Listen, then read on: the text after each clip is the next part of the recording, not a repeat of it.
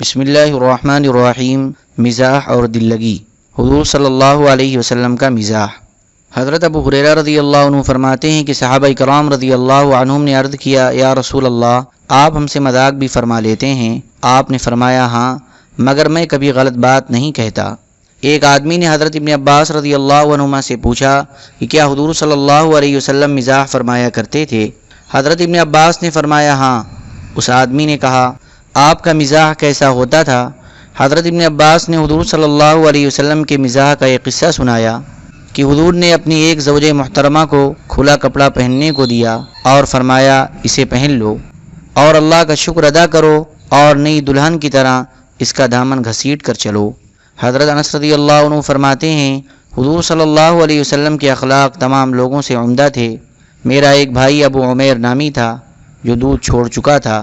جب حضور صلی اللہ علیہ وسلم ہمارے یہاں تشریف لاتے اور اسے دیکھ لیتے تو فرماتے، اے ابو عمیر، تمہارے نغیر یعنی لال چڑیا یا بلبل کا کیا ہوا؟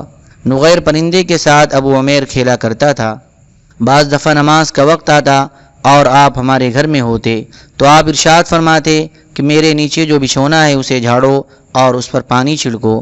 ہم ایسے ہی کرتے، پھر حضور آگے کھڑے ہو جاتے، ہم آپ کے پیچھے کھڑے ہو جاتے، آپ ہمیں نفل نماز پڑھاتے۔ وہ بچھونا کھجور کے پتوں کا بنا ہوا تھا۔ دوسری روایت میں یہ کہ حضور صلی اللہ علیہ وسلم ہم لوگوں کے ساتھ گھل مل کر رہتے تھے، حتیٰ کہ آپ میرے چھوٹے بھائی سے فرماتے، اے ابو عمیر، نغیر پرندے کا کیا بنا؟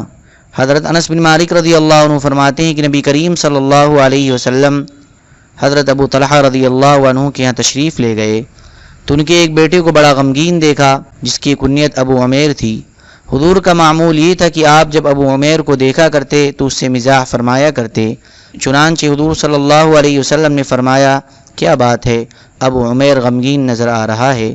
گھر والوں نے بتایا کہ اس کا نغیر پرندہ مر گیا ہے جس سے یہ کھیلا کرتا تھا۔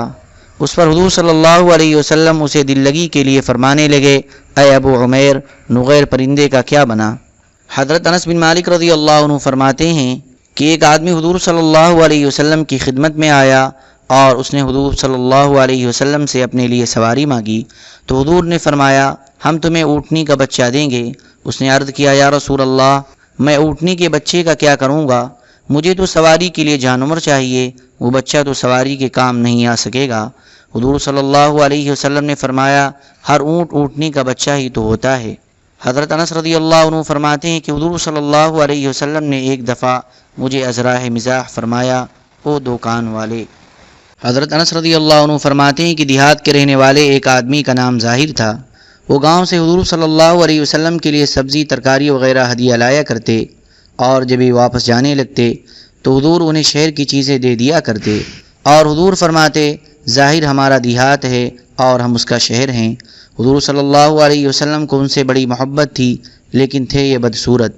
ایک مرتبہ حضرت ظاہر اپنا سامان بیچ رہے تھے۔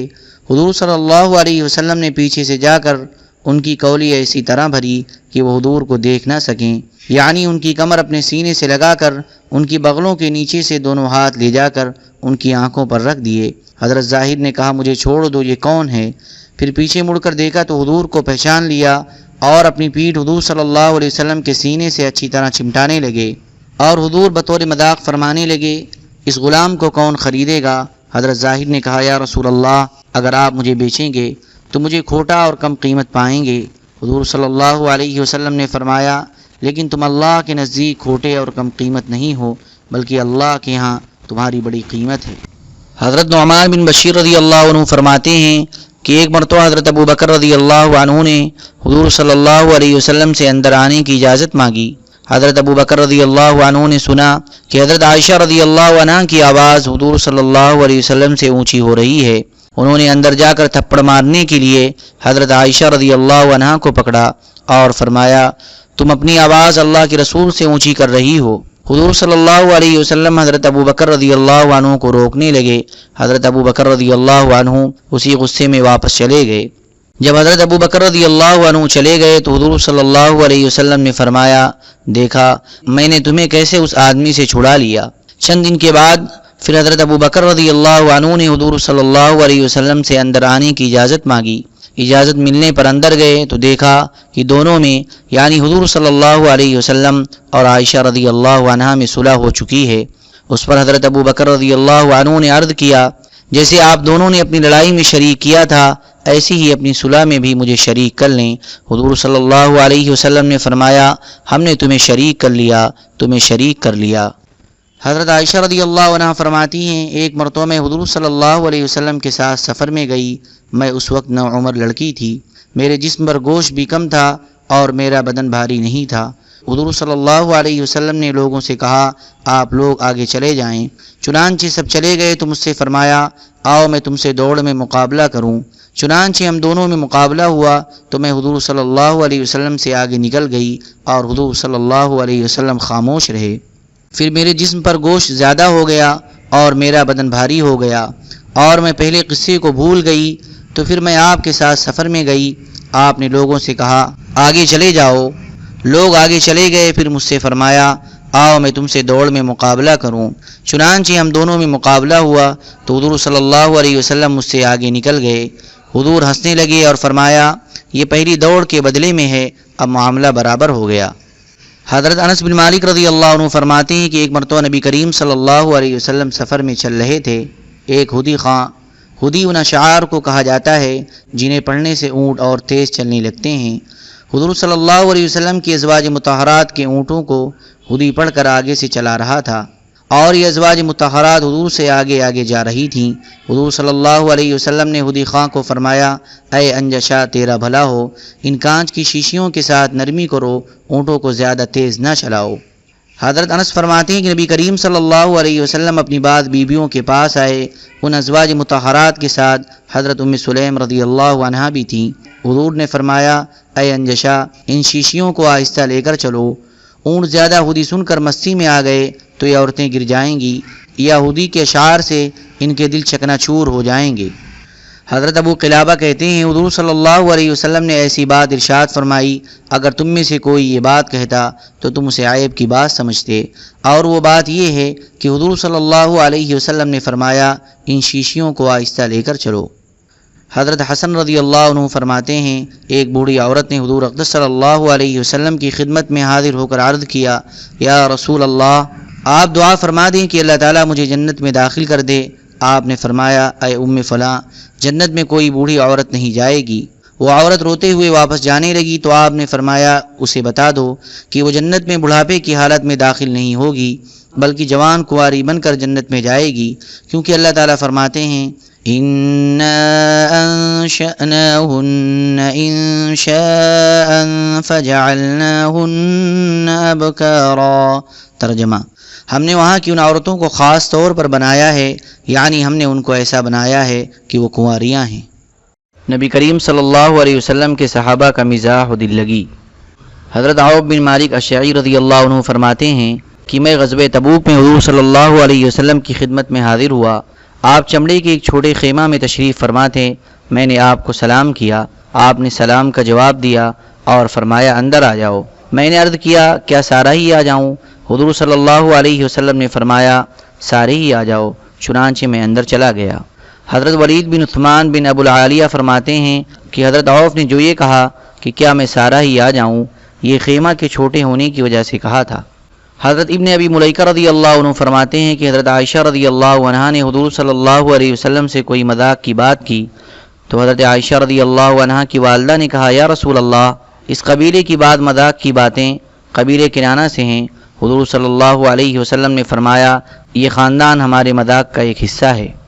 حضرت ابو الہیثم رحمۃ اللہ علیہ کو ایک صاحب نے بتایا کہ انہوں نے خود سنا کہ حضرت ابو سفیان بن حرب رضی اللہ عنہ اپنی بیٹی حضرت ام حبیبہ رضی اللہ عنہا کے گھر میں حضور صلی اللہ علیہ وسلم کو بطور مذاق کہہ رہے تھے، اللہ کی قسم، جو ہی میں نے آپ سے جنگ کرنی چھوڑی تمام عرب نے بھی چھوڑ دی، ورنہ آپ کی وجہ سے سینگ والے اور بے سینگ والے ایک دوسرے سے ٹکرا رہے تھے۔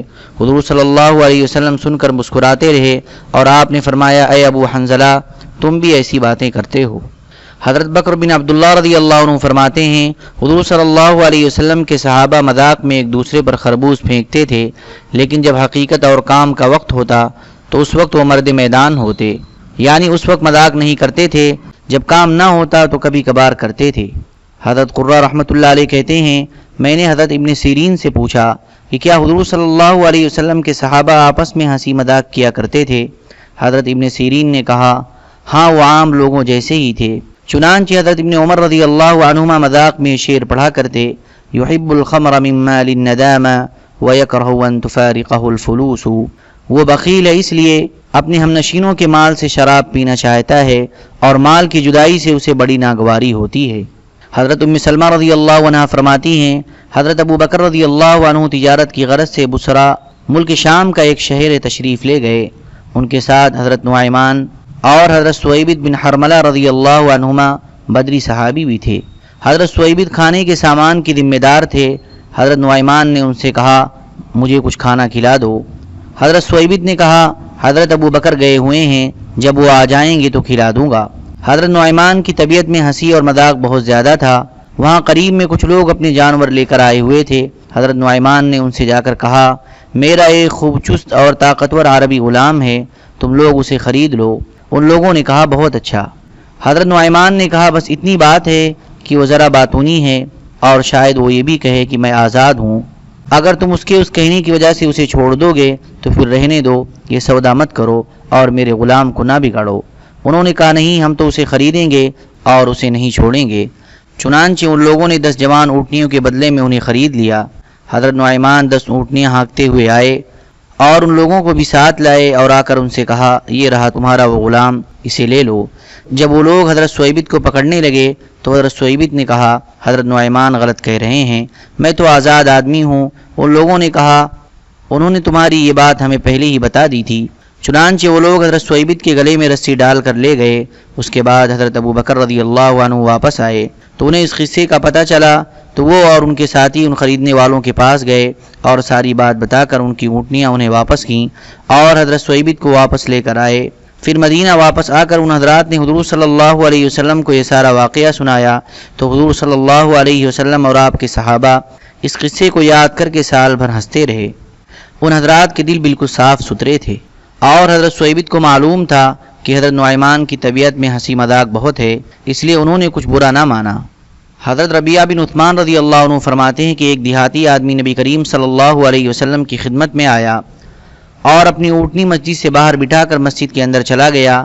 حضرت نعیمان بن عمرو انصاری رضی اللہ عنہ جنہیں النعیمان کہا جاتا تھا، ان سے حضور صلی اللہ علیہ وسلم کے بعد صحابہ نے کہا ہمارا گوشت کھانے کو بہت دل چاہ رہا ہے، اگر تم اس اونٹنی کو ذبح کر دو اور ہمیں اس کا گوشت کھانے کو مل جائے تو بہت مزہ آئے گا۔ حضور صلی اللہ علیہ وسلم بعد میں اونٹنی کی قیمت اس کے مالک کو دے دیں گے۔ چنانچہ حضرت نعیمان نے اس اونٹنی کو ذبح کر دیا۔ پھر وہ دیہاتی باہر آیا اور اپنی اونٹنی کو دیکھ کر چیخ پڑا کہ اے محمد، ہائے ان لوگوں نے میری اونٹنی کو ذبح کر دیا۔ اس پر حضور صلی اللہ علیہ وسلم مسجد سے باہر تشریف لے آئے اور پوچھا یہ کس نے کیا؟ صحابہ نے عرض کیا نعیمان نے۔ حضور صلی اللہ علیہ وسلم نعیمان کے پیچھے چل پڑے اور اس کا پتہ کرتے کرتے آخر حضرت ضباعہ بنت زہیر بن عبد المطلب رضی اللہ عنہ کے گھر پہنچ گئے۔ حضرت نعیمان اس کے اندر ایک گھڑے میں چھپے ہوئے تھے اور انہوں نے اپنے اوپر کھجور کی ٹہنیاں اور پتے وغیرہ ڈال رکھے تھے۔ چنانچہ ایک آدمی نے اونچی آواز سے تو یہ کہا یا رسول اللہ، میں نے اسے نہیں دیکھا، لیکن انگلی سے اس جگہ کی طرف اشارہ کر دیا جہاں حضرت نعیمان چھپے ہوئے تھے۔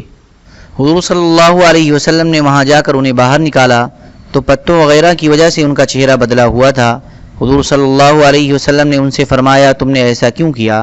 انہوں نے کہا یا رسول اللہ، جن لوگوں نے اب آپ کو میرا پتہ بتایا ہے انہوں نے ہی مجھے کہا تھا کہ اس اونٹنی کو ذبح کر دو۔ حضور صلی اللہ علیہ وسلم مسکرانے لگے اور ان کا چہرہ صاف کرنے لگے اور پھر حضور صلی اللہ علیہ وسلم نے اس دیہاتی کو اس اونٹنی کی قیمت ادا کی۔ حضرت عبداللہ بن مصعب رحمۃ اللہ علیہ کہتے ہیں حضرت مخرمہ بن نوفل بن اوہیب زہری رضی اللہ عنہ مدینہ منورہ میں ایک نابینا بڑے میاں تھے، ان کی عمر 115 سال تھی۔ ایک دن وہ مسجد میں پیشاب کرنے کھڑے ہو گئے تو لوگوں نے شور مچا دیا۔ حضرت نعیمان بن عمرو بن رفاعہ بن حارث بن سواد نجاری رضی اللہ عنہ ان کے پاس آئے اور انہیں مسجد کے ایک کونے میں لے گئے اور ان سے کہا یہاں بیٹھ کر پیشاب کر لو، اور انہیں وہاں بٹھا کر خود وہاں سے چلے گئے۔ انہوں نے وہاں پیشاب کر لیا تو لوگوں نے شور مچا دیا۔ پیشاب کرنے کے بعد انہوں نے کہا تمہارا بھلا ہو، مجھے یہاں کون لایا تھا؟ لوگوں نے کہا نعیمان بن عمرو۔ انہوں نے کہا اللہ اس کے ساتھ یہ کرے اور یہ کرے، یعنی انہیں بد دعا دی، اور میں بھی نظر مانتا ہوں کہ اگر وہ میرے ہاتھ لگ گئے تو میں انہیں اپنی اس لاٹھی سے بہت زور سے ماروں گا، چاہے ان کا کچھ بھی ہو جائے۔ اس واقعے کو کافی دن گزر گئے، یہاں تک کہ حضرت مخرمہ بھی بھول گئے۔ ایک دن حضرت عثمان رضی اللہ عنہ مسجد کے کونے میں کھڑے ہوئے نماز پڑھ رہے تھے، اور حضرت عثمان بڑی یکسوئی سے نماز پڑھا کرتے تھے، ادھر ادھر توجہ نہ فرماتے۔ حضرت نعمان حضرت مخرمہ کے پاس گئے اور ان سے کہا کہ آپ نعمان کو مارنا چاہتے ہیں؟ انہوں نے کہا جی ہاں، وہ کہاں ہیں، مجھے بتاؤ۔ حضرت نعمان نے لا کر انہیں حضرت عثمان کے پاس کھڑا کر دیا اور کہا یہ ہیں، مار لو۔ حضرت مخرمہ نے دونوں ہاتھوں سے لاٹھی زور سے ماری کہ حضرت عثمان رضی اللہ عنہ کے سر میں زخم ہو گیا۔ لوگوں نے انہیں بتایا کہ آپ نے تو امیر المؤمنین حضرت عثمان کو مار دیا۔ حضرت مخرمہ کی قبیلہ بنو زہرہ نے جب یہ سنا تو وہ سب جمع ہو گئے۔ حضرت عثمان نے فرمایا اللہ نعمان پر لعنت کرے، تم نعمان کو چھوڑ دو، کیونکہ وہ جنگ بدر میں شریک ہوا تھا، اس لیے ان کی رعایت کرنی چاہیے۔ اللہم صلی علی سیدنا وعلی آل سیدنا وحبیبنا ومحبوبنا ومولانا محمد وبارک وسلم۔ سبحان ربک رب العزة عما یصفون وسلام علی المرسلین والحمد للہ رب العالمین۔